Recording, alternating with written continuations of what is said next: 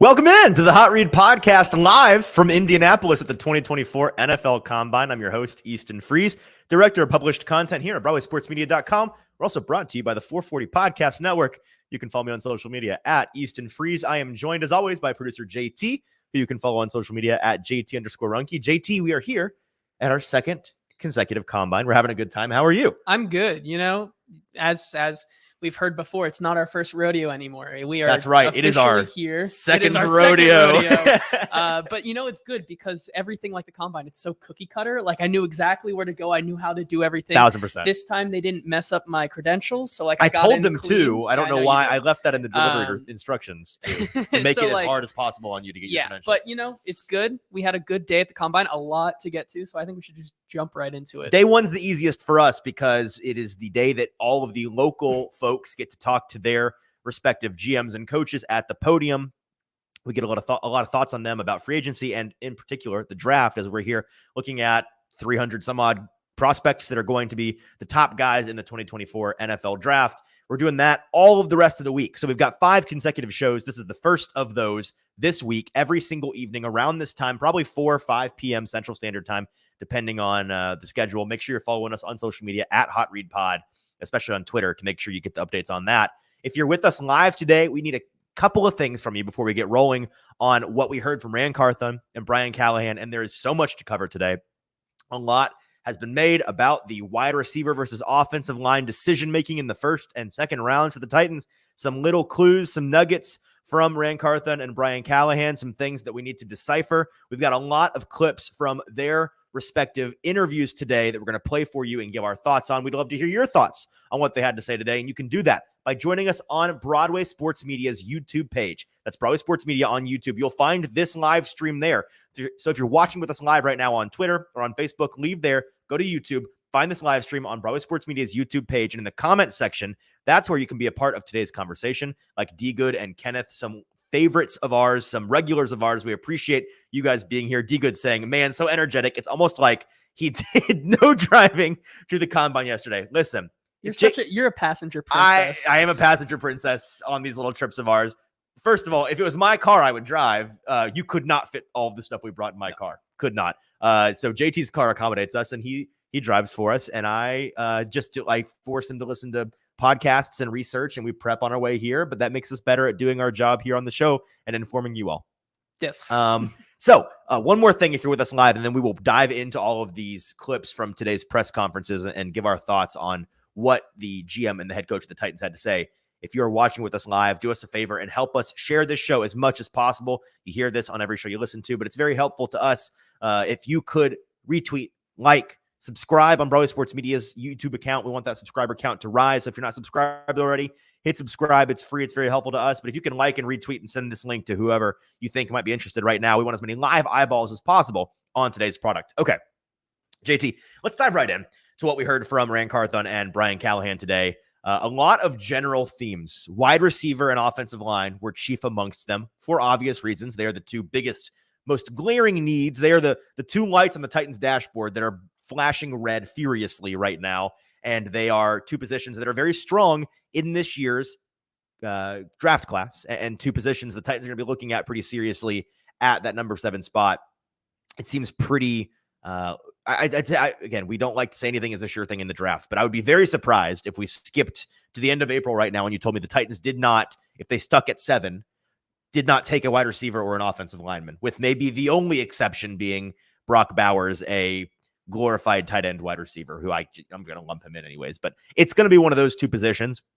And it certainly sounds like the Titans are taking those two positions as their primary needs, not just in the first round, but throughout the draft as well as in free agency. But we spoke specifically to the draft today, and they had a lot of thoughts on when and where and why to take different prospects that I find interesting. A lot of it hinges on one man on the staff who is not the head coach, is not one of the coordinators, is not the GM. He's a position coach, and his name is Bill Callahan, a.k.a., according to Carthon, Big Coach. I love how whenever we talk to Carthon, he refers to coaches and players by their in-house nicknames, like we're supposed to know who that is. Yeah, we found out today is Big Coach is also Uncle Nick, is Nick Folk's nickname. We found that out today as well. It's just so interesting because he's done this before in the past. I remember when he was talking about Josh Wiley in one of them, he was like, I'm not going to use his nickname because like, he was like, Right. I'm going to tell you there's a nickname, but I'm not going to give you the secret of what that is. Which So, means like, we now are dying to know what the Yes. nickname was. Yeah, maybe but he one has of these a days. tendency to do that. Well, yeah. we've not heard that yet. We need to ask. But yes, we got Big Coach. We've got Uncle Nick now. What were the other general themes before we dive into specific clips? We talked a little bit about Will Levis, but not really. It was primarily on how this team is going to get better. Explosiveness, a big theme. They are actively seeking out explosive playmakers. They are very high on Tyjae Spears, and it sounds like the Derek situation is pretty much a done deal. We'll dive into that later on.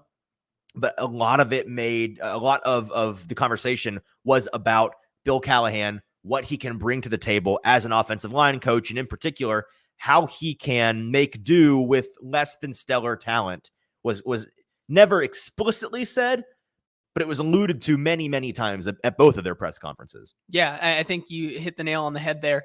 Playmakers is when anytime that you would ask, especially about the draft for Rand Carthon or Brian Callahan, what is the main guy that you're looking for? Playmakers, whether that is in the explosiveness, in any sort of trait, as it all boils down to being a playmaker. And what does this draft class have more than anything is playmakers, both in the left tackle position and the tackle position as a whole and the wide receiver position. So I think they know what they want, and they're going to look throughout this entire draft class. And I think I wouldn't be surprised if after the draft in April, if we come away and say, what are the big key things that to take away from in this draft is that when in college, when you look at the tape, they were making a bunch of plays. And I think that's a big theme of what Rand Carthon and Brian Callahan and the staff are looking for in the draft. Yeah, absolutely. We went through the transcript, went through our clips, and we found the 12 most important sound bites from today's press conferences that we're going to play for you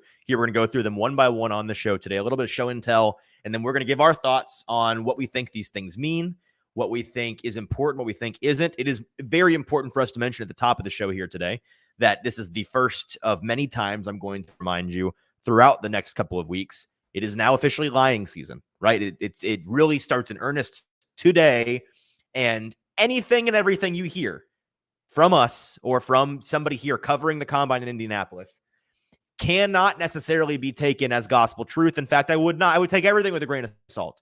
Some of it's going to be the truth, and some of it is 1,000% going to be not exactly the truth, but like a bold-faced lie, like the opposite of what actually comes to fruition. Yep. And so it's difficult. We're going to try our best to parse through those things and talk about likelihoods. But again, that's why we don't talk about things in certain terms necessarily, because a lot of the stuff could be a lie. That being said, I think that the general themes that we heard from the Titans today, they can't be a lie, because they do in fact need offensive linemen, they do need receivers, and they do need playmakers. Let's start with this first clip from Rand Carthon at the podium today.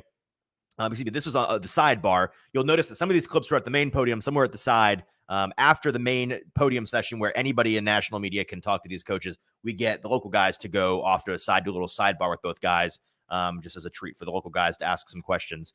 And so this first one, I believe, was from that sidebar, asking Rand Carthon about the injury issue. He mentioned at the introductory presser, the press conference announcing the firing of Mike Vrabel, he mentioned how one of the biggest keys for the Titans this offseason is going to be for them to try to get to the bottom of their injury bug situation that they've been dealing with for 3+ years now. And Rand Carthon was asked about what the progress that had been made was on that front. Here's what he had to say along the injury lines. It starts with the way, you structure the offseason, the way you structure practice, how long you're out there, workloads, reaching maximum speeds, and it's still an ongoing process in learning that. Callie will talk with you guys about, we're going to, get into the strength coach hiring process when we get back. But it's tying those two in, the training room, the strength coach, as well as the practice schedule, and how we can make that all marry and present and keep guys on the field. So there's going to be a lot of changes for the Titans in every aspect of the way that they operate and the things they do and the people that are in the building. But it sounds like one of them is going to be they're really going to rethink the way that they approach practice, the way that they approach their training, the way that they approach guys getting off days. And it makes me wonder if they're going to take a more sports science analytical tack on this, a lot of folks aren't crazy about analytics in general in football or in sports. I think medical analytics are the one often used subset of analytics that really can't be argued with at all, because it's just advanced medical data, right? It's just likelihoods of injuries, likelihoods of wear and tear, data based on force and recovery time and age. Like, that's all just, you're getting that when you go to the doctor, like that. You know what I mean? So I think them going as cutting edge as humanly possible with their both medical staff and their strength and conditioning staff, and approaching that from a guy by guy basis. Here's the position that you are at. Here's what you are doing to the T every day. Here's what your training regimen looks like. Here's what your rest looks like. Here's how your age factors in, your risk factors, all of these things. If that's the approach, and again, I don't have any information to indicate yet that that's going to be the case. I'm guessing that's what they're going to be looking at when they are hiring their strength and conditioning coach, putting together that staff. That's a good thing, I think. And it may be as simple as they just needed to modernize the way they approach health. Yeah, I don't know about you, but I do enjoy playing Moneyball with my local doctor. That's definitely how I do it. Right. Yeah, I agree with you, and I think that's why they're taking their time with this one. Brian Callahan was also asked, "Hey, the only real spot you have left on your staff to be filled is the strength and conditioning coach. When is that going to happen?" And he said, "We're still taking our time with that. It's probably going to start next week, and then by the middle of March, they're going to get that squared away." So obviously, they're taking their time with this. And it's something that I think out of everything that they're bringing into this new staff, it is the one that's probably going to change the most and bring a new, fresh perspective that maybe not have as many ties to both Ran Carthon and Brian Callahan, because I think it's a whole different animal. And I think that's something that neither of them, when you bring something in like that, I think that's something you have to take your time with and kind of trust in this new person. And that takes time to do. Sure. All right. I wanted to get that update out of the way. Now let's dive into the 7th overall pick, the wide receiver versus offensive line discussion. A number of the next couple of clips are going to be on that topic. This first one is from Ran Carthon at the podium, asked about being at that 7th overall spot, whether or not he likes that spot, whether or not he'd be interested in trading away from that spot. Here's what he had to say. But I'm open. We have to listen to any offers that may come. Our long-term goal is to build this football team into a consistent winner. And the way you do that is building through the draft. And off of that, you need draft picks to do that. So would definitely be willing to listen, but it has to make sense for us.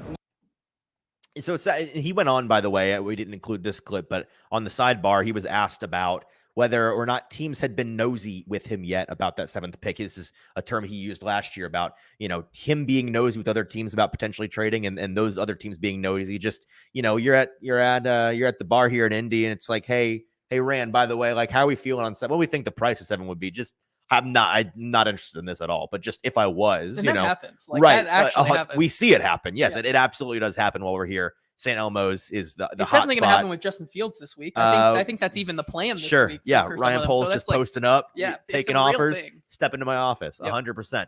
And so we asked him if he'd been nosy or had folks be nosy with his pick, and he said no.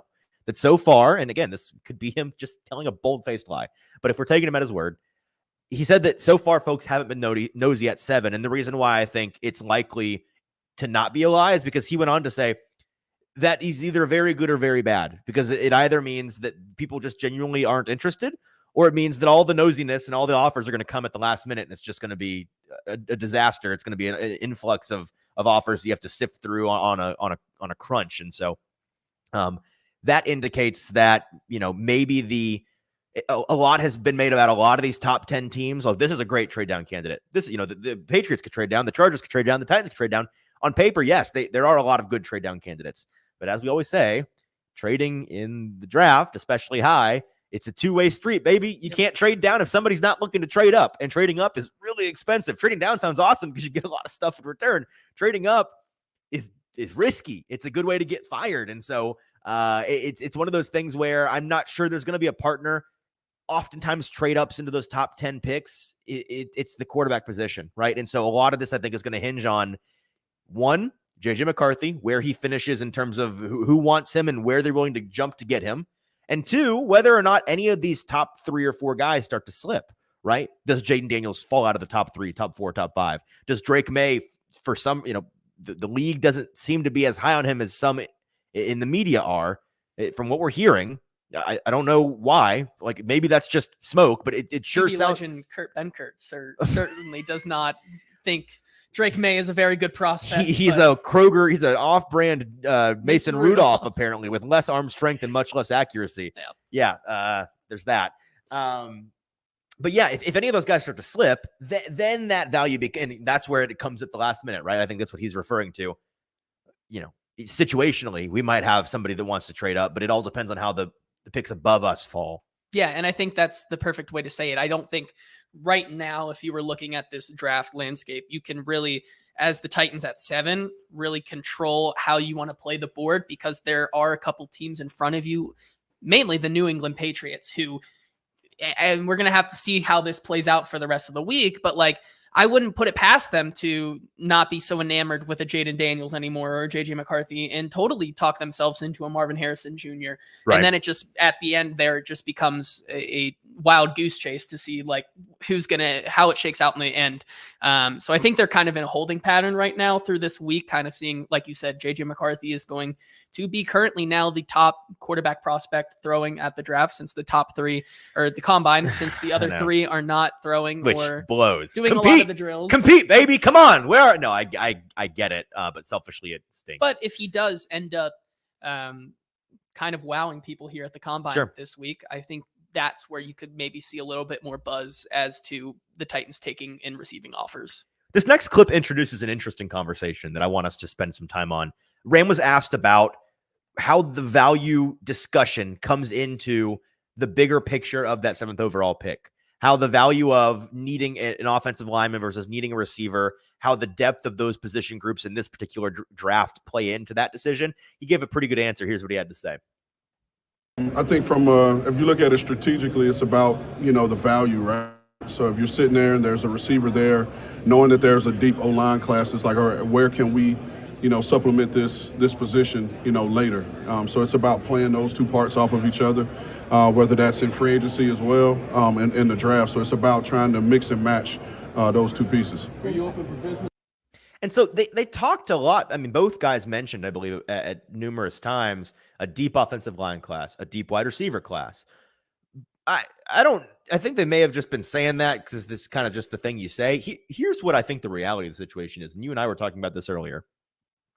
I think that the landscape of this draft in particular might lend itself to the Titans doing what is conventionally not considered the wise decision and going receiver over offensive line in the first round. Here's what I mean. Generally speaking, I think the common knowledge is best practice. You got to go O-line, early, especially tackle, right? The tackle position in the first and second round, but really the first round, that's where you find your premium offensive line guys. The drop off in depth of the class is typically just like the top 2, 3, 4, 5 guys. And then it's the Mariana Trench. You get really, really developmental really fast.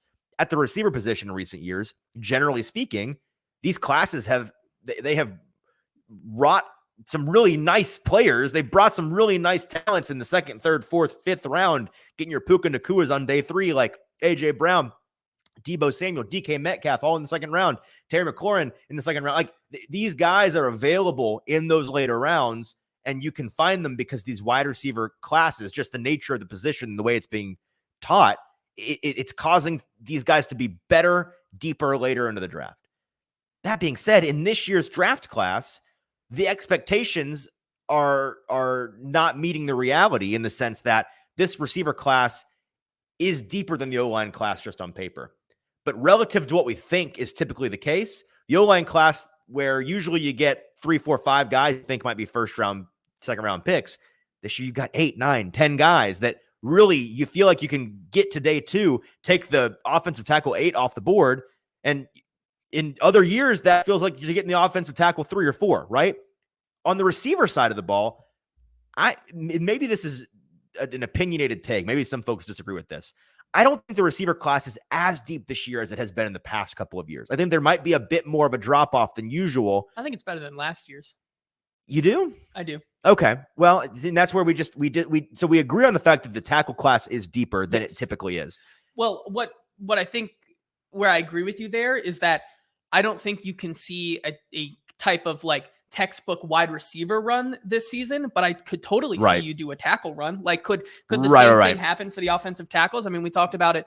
Like you get 4 tackles off the board in the first 10 picks on day 2, where people were I think that could very well happen, where we see kind of that run on a single position that normally only really happens with like wide receivers. I think we could totally see that with offensive tackle. I wrote about it this morning. Daniel Jeremiah has 7 tackle prospects in his top 20 currently, and that's not even including guys like Tyler Guyton or Graham Barton, Kingsley Sumatea, Jackson Power Johnson, who's a center, of course, but he's also in the top 25. Like there is so much good top talent this season.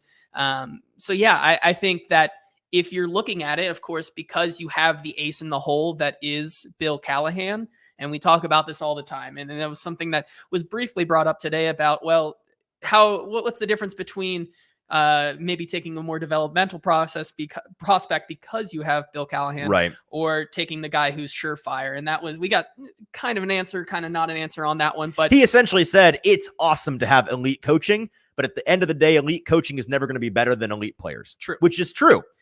But at the same time, you can at least work with that in the second round there, taking a tackle or something like that, where you get a surefire playmaker, like they said in Malik Neighbors or Roma Dunze.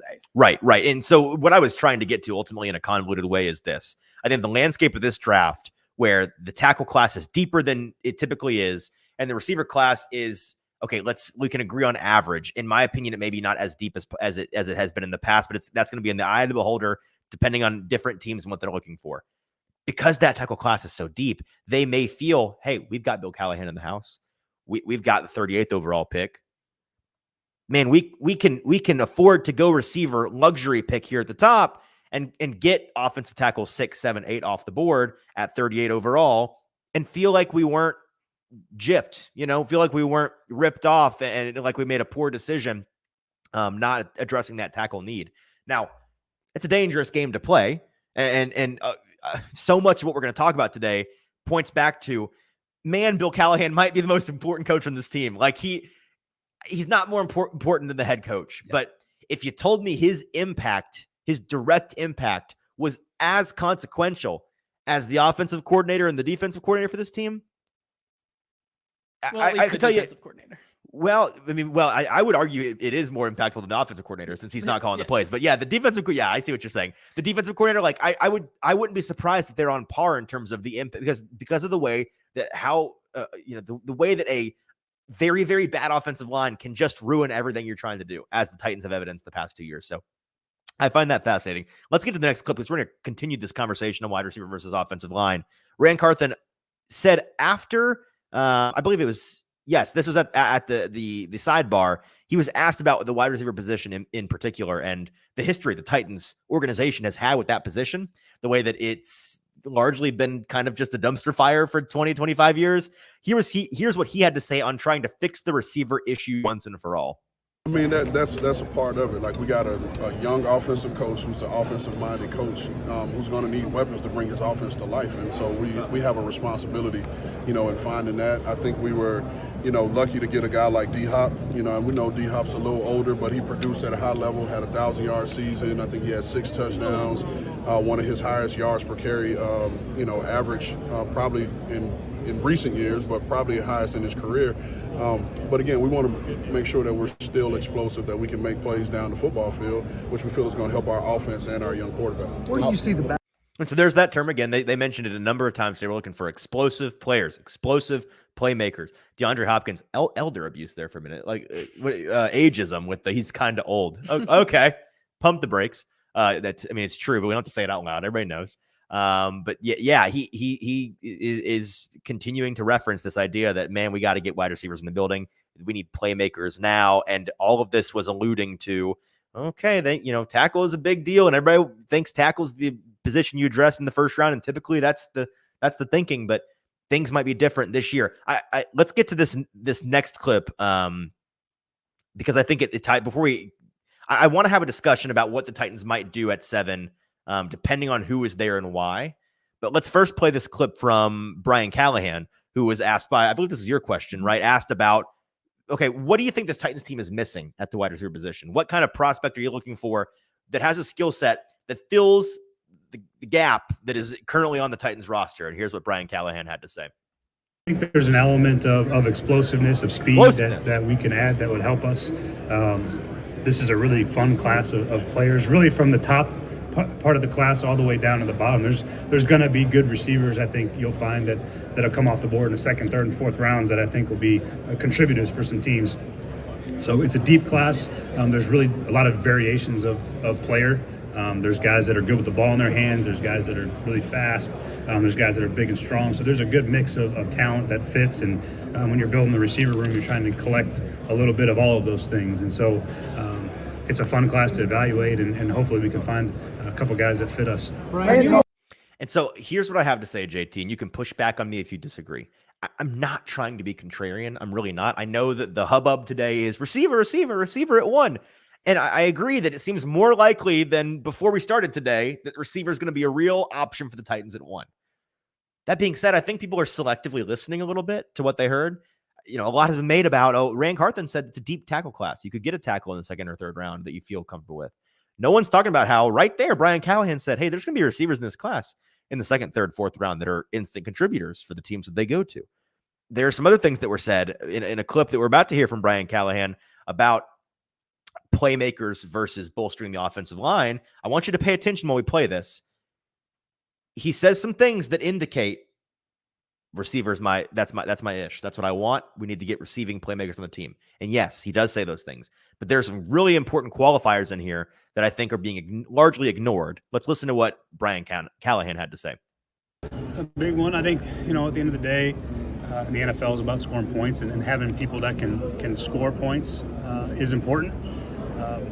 I would say that situation and our situation are probably very different, both in who those players are and where we are in our process. So, we were going into year 3, and Jamar Chase and Penei Sewell, I think, were kind of unanimously considered to be all-pro caliber players. They've both lived up to that billing, and so it's a different set of players, different set of circumstances. But I'll always lean, when all things are equal, guys that can score touchdowns tend to make more of an impact. What's all the talk about? Okay, so 3 things in there that I think people are largely ignoring, because everybody hears all things equal. I prefer the playmakers of the offensive line. When I was with the Bengals, we did pick Penei, or we did pick Jamar over Penei, and we agree with that decision. We like that decision. Some things in there that I think are being ignored. Number one, he points out how the situation is different, right? They were in year 3 of a rebuild in Cincinnati when that happened.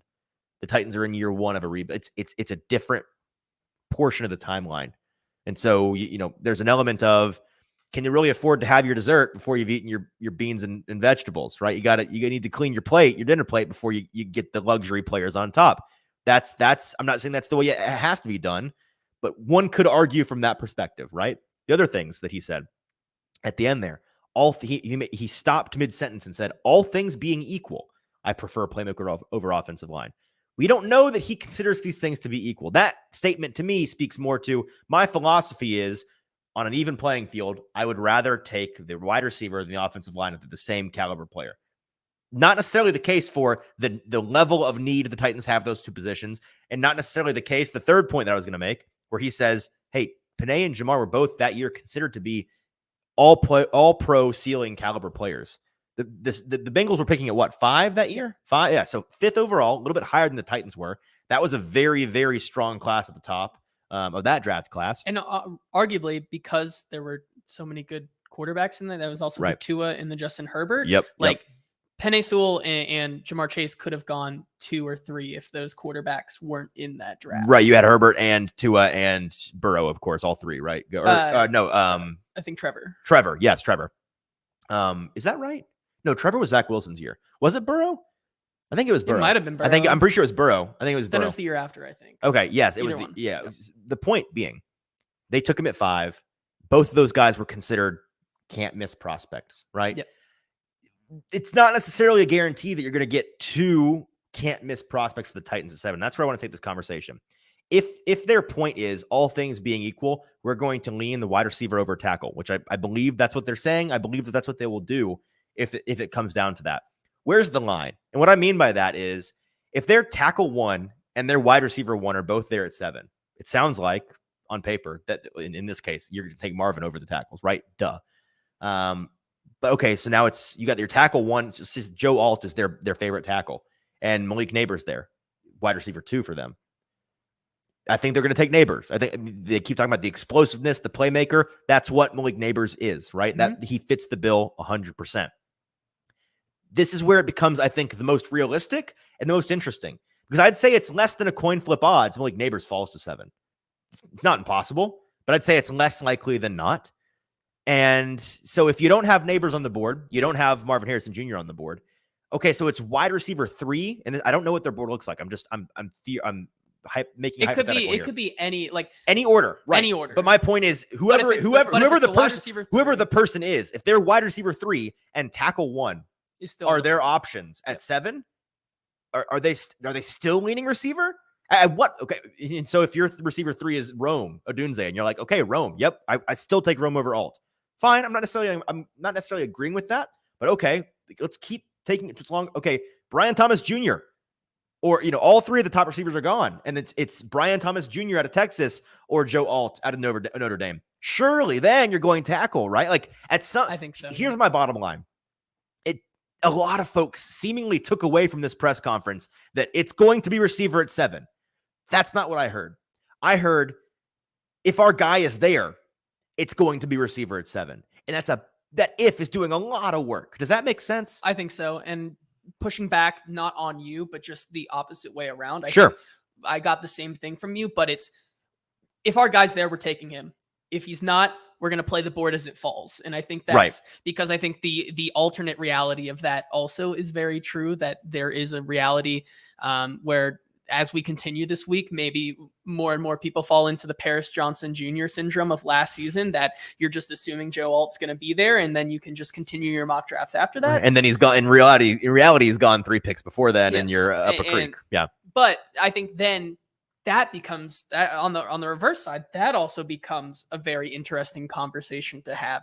If you have both receivers there and you have Olu Fashanu, okay, how do you then, with those 2 top wide receivers there, what's the disconnect between Joe Alt and Olu Fashanu on their board, right? And I think that can work the same way, which then I think they would no-brainer at 7 if Malik Neighbors and Rome Odunze is there. They're taking one of those 2 over Olu, I think, because of what we heard today. But it's all about how they rank their board and if their guy is there. And as to the point of how they rank their board, it all depends on what they're looking for. I found this interesting, that all of the little traitsy mentions they had today, what they're looking for in a guy, the explosiveness, the playmaking, that all screams Neighbors to me on paper, right? And that's kind of the vibe that he gives off. We're assuming Marvin Harrison Jr. is out of the equation here, right? So between Neighbors and Rome Odunze, sounds like Neighbors to me. I think I saw Ben Solak say today that the only way that Marvin Harrison Jr. is going to go under a rock, and as long as that rock doesn't hurt him when he's under it, right, he's still going to be number 1. Right, exactly. As long as Patrick Star doesn't get crushed by his own home, he will be all right. So if it's between Malik and Rome, it sounds to me like they are leaning towards a guy like Malik Neighbors, and yet we've not talked a ton. We're going to talk later this week about the differences between these guys, but man, Rome and Malik are very different. Malik, most of his production came from in the slot. I think like 30% of his production came from specifically slot fades, which was Jaden Daniels' just bread and butter this year. He was the slot fade king. I won't say slot fade merchant, but maybe. And so a lot of that was big slot stuff from him. With Rome Odunze, most of his production was true X outside receiver. And so it becomes a question of what are the Titans looking for? Man, we know Tim Kelly, his offense utilized DeAndre Hopkins as the wide receiver 1 in and outside. Very, very diverse scheme, but he did play a lot of inside as well as out. He's a guy that in his later years, a lot of people have theorized, hey, this guy may be better served in the slot at times, especially if you have a true boundary X option, a big fella that can go on the outside and not just be Traylon Burks. And, people are like, okay, cool, you got Traylon out there, but somebody that you're actually scared of as a defense, right? No, sorry for the Traylon slander, but we're going to talk about him in a little bit. We'll talk about we'll bring it up. So if they got that guy in Rome, you think that's the way it would be. But I think it's an interesting clue as to how they see D-Hop and how they see these receivers Now maybe it's the case that they would love a big outside guy, but at the end of the day, they just think Malik is that much more talented than Rome that who cares? Just get the dude on the team. We'll figure out how they fit into the scheme later. What are your thoughts on this? Yeah, I mean, it like you said, it's just preference at that point. It's what does really explosive mean to you? Explosive. Did it sound like Malik to you, or is that just me? I think it definitely did. That's what I felt like they kept talking about. Or more explosive in the sense that deep downfield, once they get downfield with that explosiveness and getting off the line, the contested catch, I think also could be there. I think they did right. In the way they should do it, they gave a very classic shielded answer behind explosive. Right. So what does that pertain? A guy that explodes. Yeah, making plays, big playmaker. Right? Yeah, it can either be in yards. What's a playmaker? An explosive guy. Yeah, just a circular argument. He makes big plays, right? Like that could either be yards after the catch, or that could be in the end zone on 3rd and goal. Like different type of things that they different strokes continue to tell us. And I think either way you look at it, regardless of if it is a tackle or if it is the wide receiver, they're going to pick a guy who they believe can do more than just the normal player. Right. 100%. Let's leave that argument discussion aside for now, because I'm sure we're going to get into it multiple times the rest of the week. So let's pace ourselves on that. We did hear about some other things regarding the Titans from both of these guys today. So let's play some more clips for you. Here's a clip from Rand Carthon asked about technically former Titan star Derrick Henry. It's just Titans player in limbo. Right. The player most famously known as a Tennessee Titan, Derrick Henry. Whether or not he is currently a full blown free agent for the first time in his career, testing the market. It is believed that he's likely not to return, and so he was asked about that today. Rand Carthon was. Here's what he had to say. Oh, Derrick and I had a good conversation on the way out, and he knows where we are, and we know where he is. I think you guys that have been around, a year know that we don't really talk about, players' contract status in public. But we'll be well positioned to do whatever we need to do. However, when those conversations need to be had, we'll have them with Derrick and his team. That just, to me, confirmed what we were already thinking, that I think our buddy Zach Lyons on a football show or Football and Other F-Words, one of the two, talked about this the other day. It seems to me that Derrick doesn't want to be a Titan, and the Titans don't want Derrick to be a Titan. Like, nothing personal. That just, they're ready to move on. Both of them mutually ready to part ways. The Titans are ready to move on and change the way that they approach the running back position.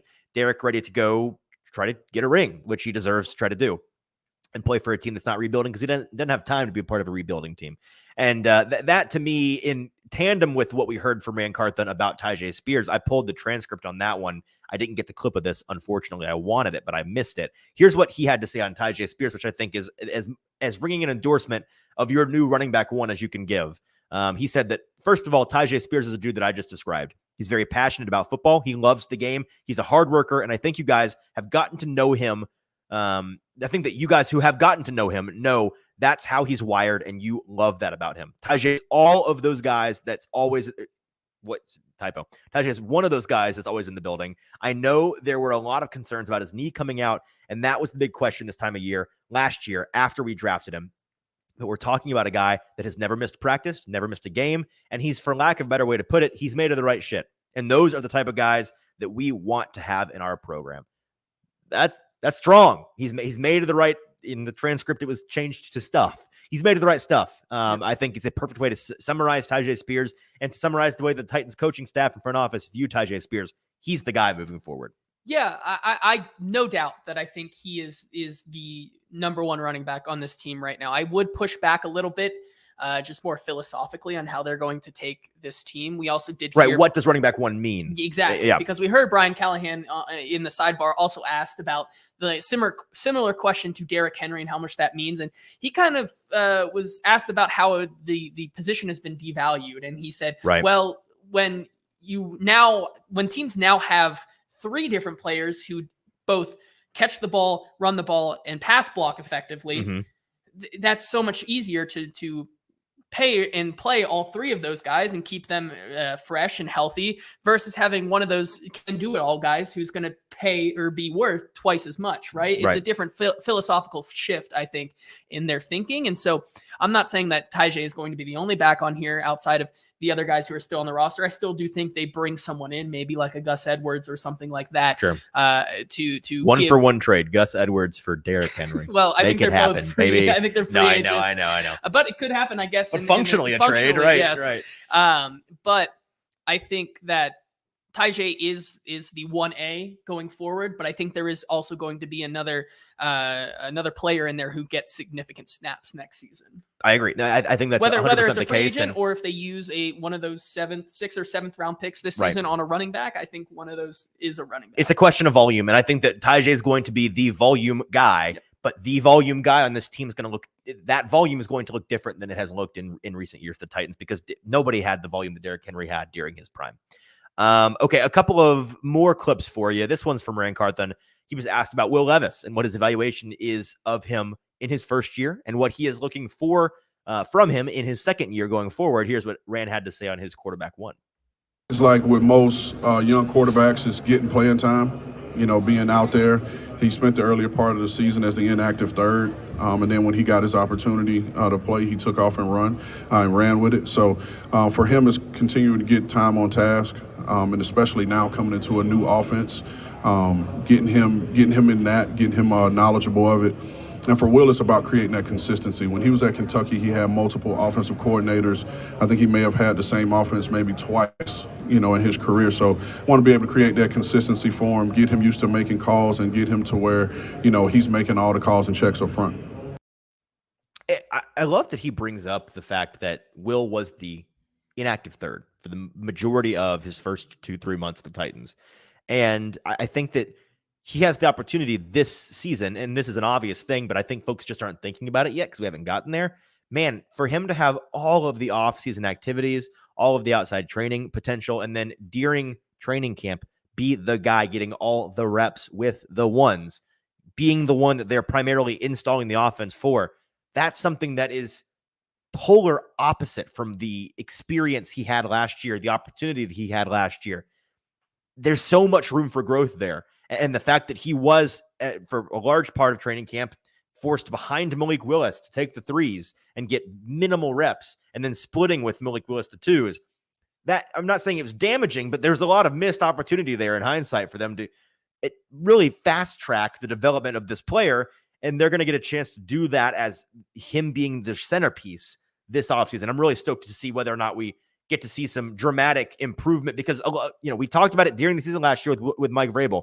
He's your quarterback now. How are you developing him? And Mike would just be like, guys, in season, you don't have time to develop guys. Like the development portion is over. We're working on install. We're working on winning games now.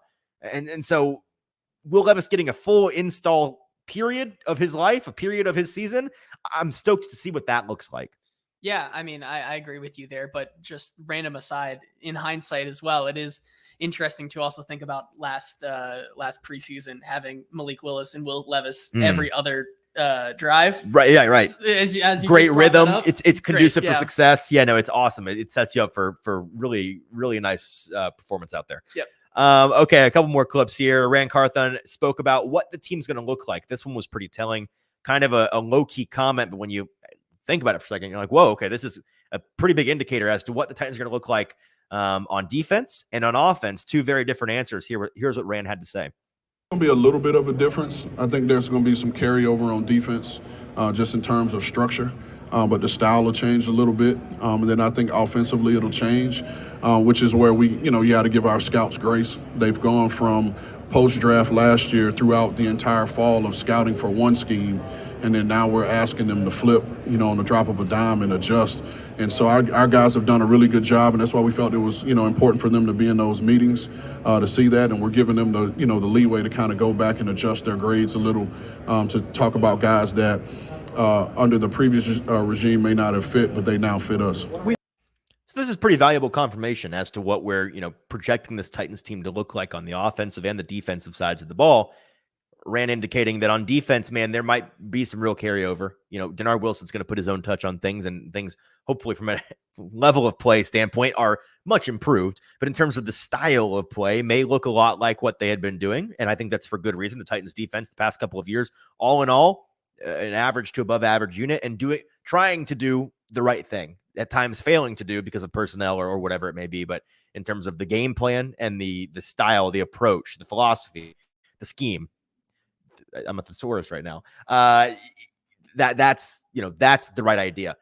On offense, it's I think people are unanimously happy that, hey, we're going to be so different. It's going to be crazy. It's going to look really different. It's going to be more spread. Man, we're going to get a lot more shotgun looks. We're going to get some more RPO, get some quick games, some quick passing. I know that Brian Callahan went on Pro Football Talk on NBC this morning. I saw him doing the interview, and I saw a tweet from Chris Sims talking about what they heard from Brian Callahan, and Callahan indicated that they're going to start with a Joe Burrow-esque style offense and tailor it to Will Levis from there. And so it may very well look a lot, while we've talked about on this show how they are very different quarterbacks, and it's going to have to be tailored to Will Levis. I think they're going to try to see if they can thread that needle of this offense worked. Let's tweak it and make it work for this guy, but keep the bones.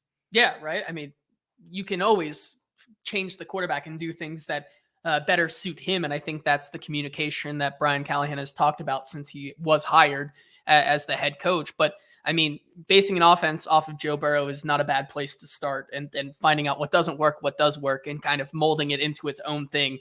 It's not a bad thing, I think, in that context. I do think, though, those comments do bring up an interesting point that I'm sure we're going to talk about tomorrow and Thursday and the rest of the week.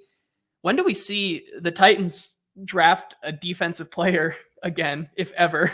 because they'll draft one this year somewhere. They will. They have to. They have right? to. You would think so. Unless they go spend $65 million on 14 defenders in free agency, and you're like, I don't know where they're going to put more. Like, they don't have any room. The locker room is full. Then yeah, they have to. They have to. Right. The cornerback position is really, really deep in this draft. That's kind of, there's some good linebackers are going to be out there in day 3, some developmental guys. So they'll draft somebody. Hopefully. One would think. Yeah. And then, but last year they didn't. Okay. So we'll see. 3 7th-round picks, dart throws. Got to have a defensive dart throw in there. Definitely. I mean, at least one. Yep. At least one. Okay. A couple more clips for you. Let's talk about Bill Callahan.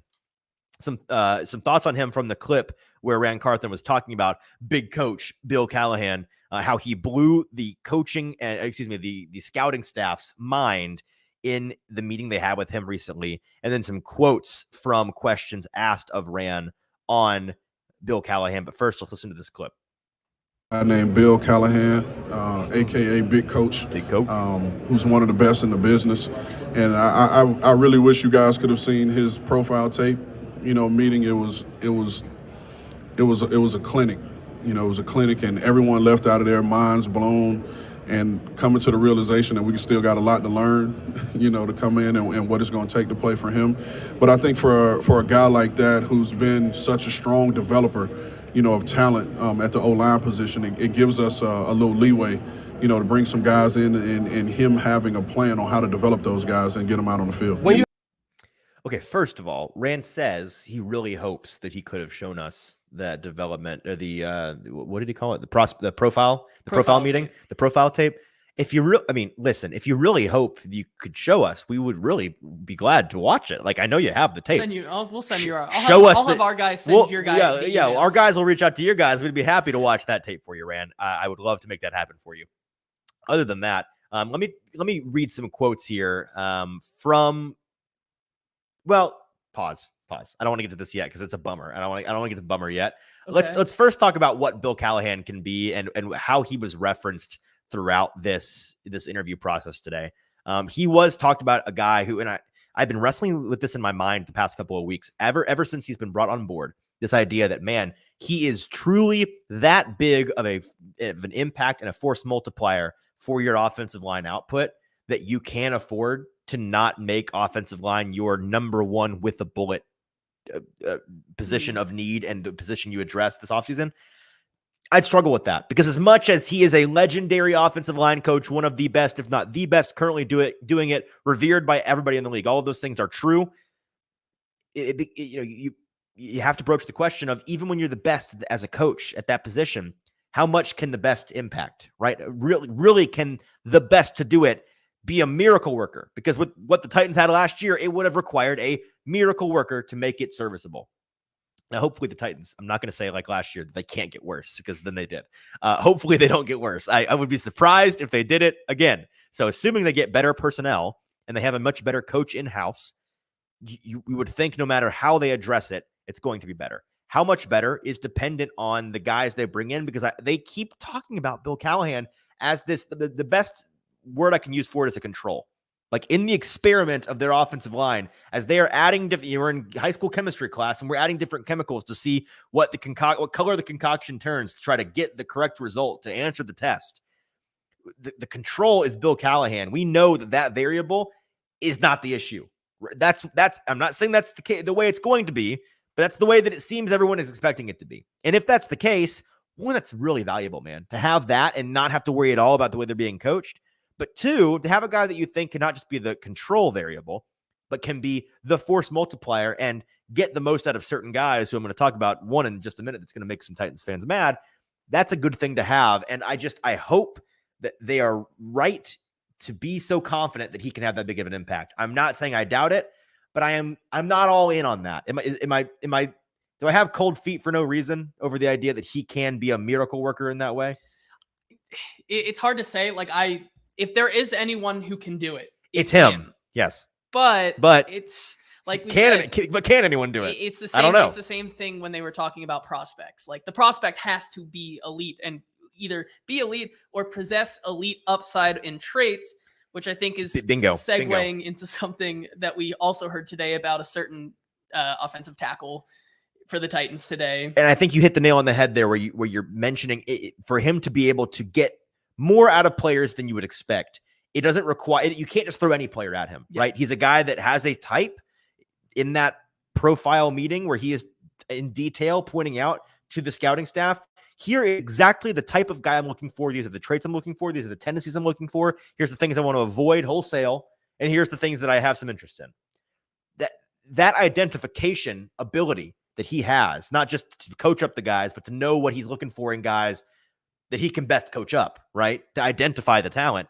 That's going to go a really long way, I'm certain, because if he's going to be the one cooking, get the head chef the ingredients he needs, and it doesn't require the best ingredients necessarily. You ever seen those videos on YouTube where it's like a master chef tries to make a gourmet version of like Kraft mac and cheese out of a box? Yeah. Okay, so it's like that. Like he's the gourmet chef.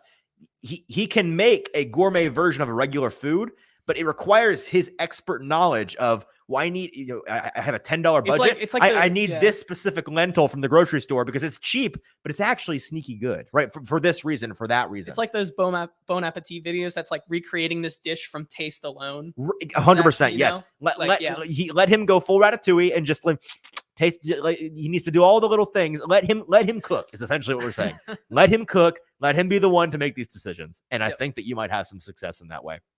But you mentioned, and I mentioned, a player that is still under contract with the Tennessee Titans. They have an out, but he is currently under contract. Big contract. It's well for the player. Yes, it is.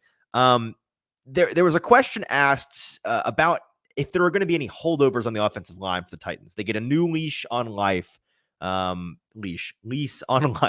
with Bill Callahan joining the coaching staff. And the answer from Carthon was, yeah, well, we have a lot of guys under contract that were here last year that will get the first opportunity to work with Coach Bill Callahan. But just like everyone else, we are going to look to continue to add to that room that will allow us to get the best five on the field. Follow-up question on if Rand Carthon expects Andre Dillard to be one of those guys that gets an opportunity to work with Bill Callahan. Rand said, quote, well, again, we'll cross that bridge when we get there. Just staying consistent and keeping family business in-house. I think it's documented. Andre Dillard, didn't play as well as he probably could have or would have wanted, but nonetheless, he's still a talented guy that has some physical traits that you just can't find. Man, that doesn't sound like a guy that's 100% going to cut Andre Dillard to me. That sounds like a guy who may be getting checked into the Bill Callahan offensive line rehab facility.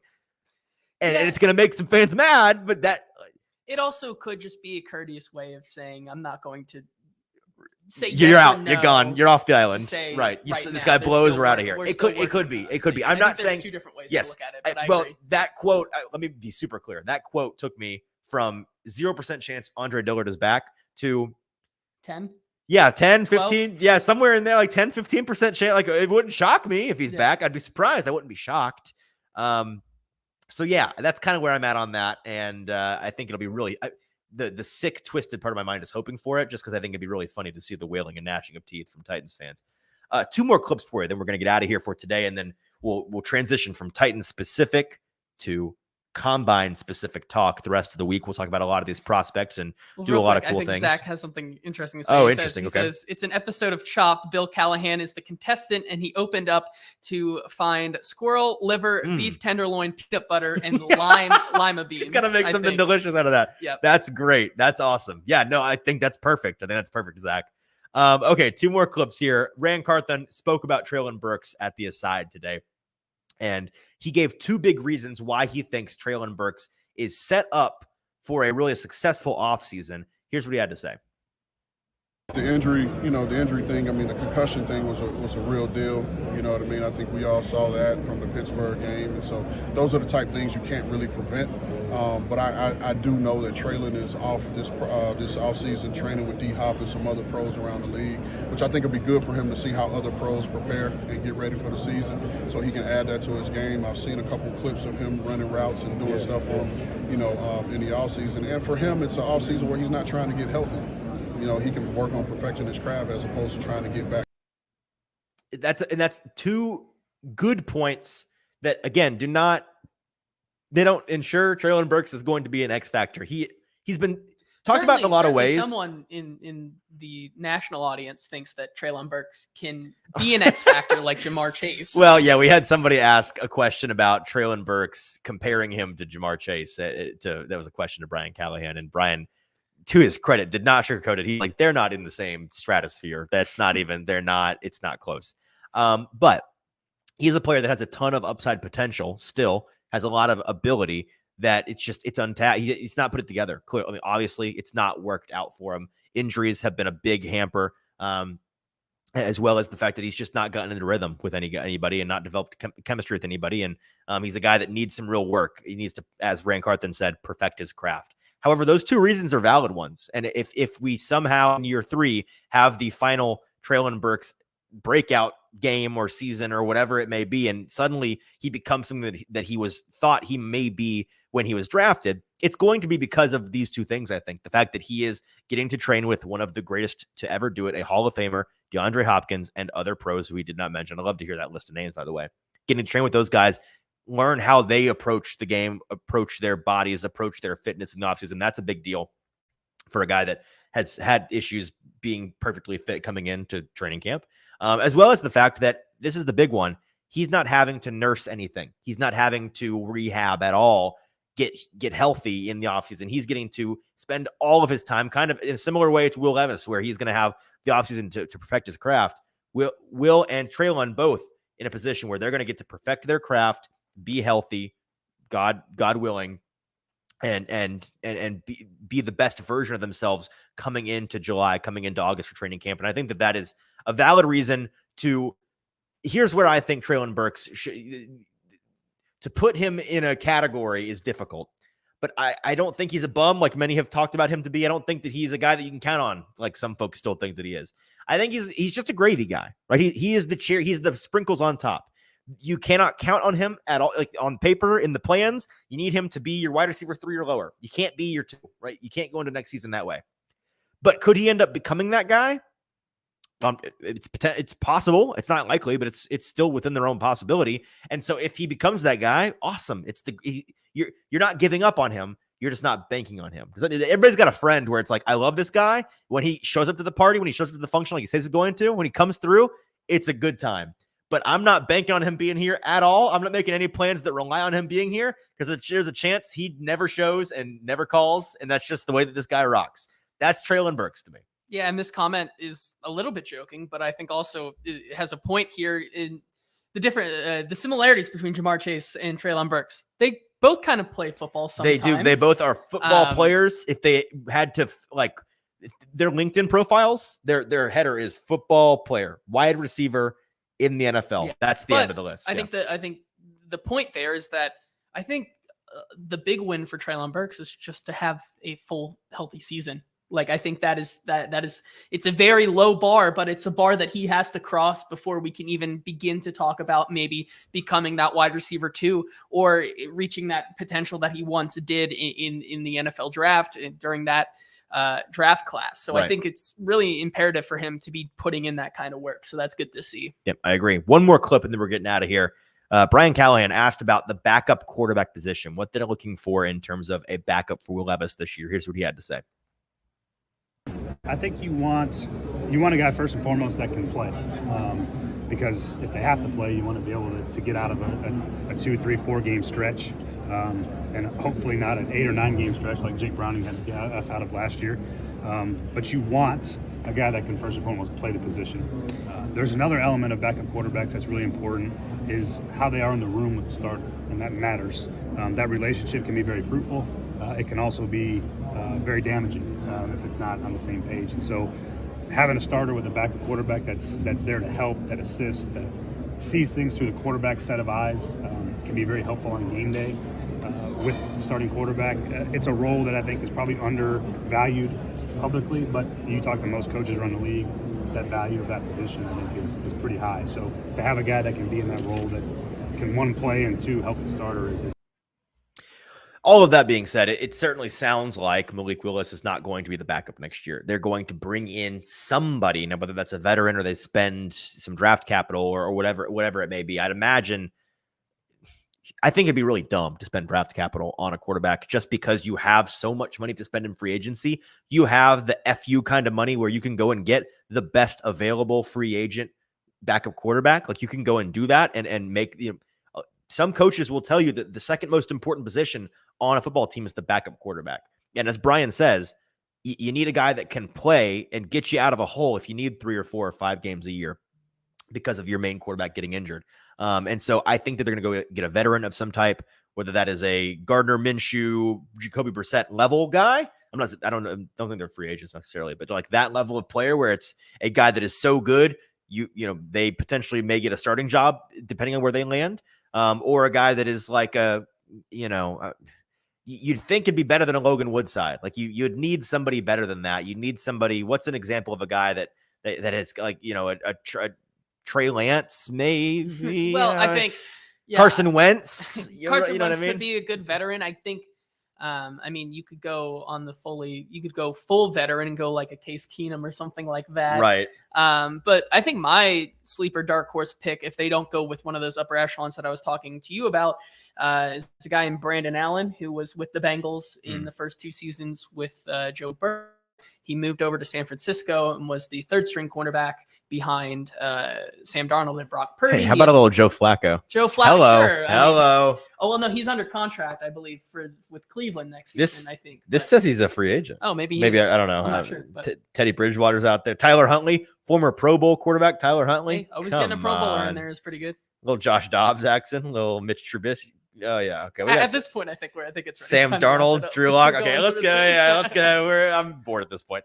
All right. Okay, that was the Titans. That was Brian Callahan, and Rand Carthon today. Again, this is the singular different day at the Combine. The next couple of days is going to be very routine. We're going to have guys at the podium in the mornings. We're going to have testing in the afternoons. It's going to be a good time. Looking forward to it. We'll have our shows in the afternoons around 4 to 5 p.m. Central Standard Time. We appreciate those of you that were with us live today. Thank you so much. Come back every day for the next 5 days. It's going to be awesome. We're going to have a good time talking about every prospect that we talk to here. We've got a lot of things planned. It's not just going to be us yapping the whole time. We've got some pre-made videos in the works, talking to some folks in the media who you know and respect, get some difference of opinion on some different players. We're going to talk through all of these things and have a very good time, hopefully learning a lot about this draft class along the way. So join us the next 5 days right here on Broadway Sports Media's YouTube page. Make sure you're subscribed while you're on over there. For producer JT, I'm your host, Easton Freeze. Subscribe, like, rate, review, follow on social media at Hot Read Pod. Do all of those things. We'll be back here live from Indianapolis at the 2024 NFL Combine tomorrow. We'll talk to you then.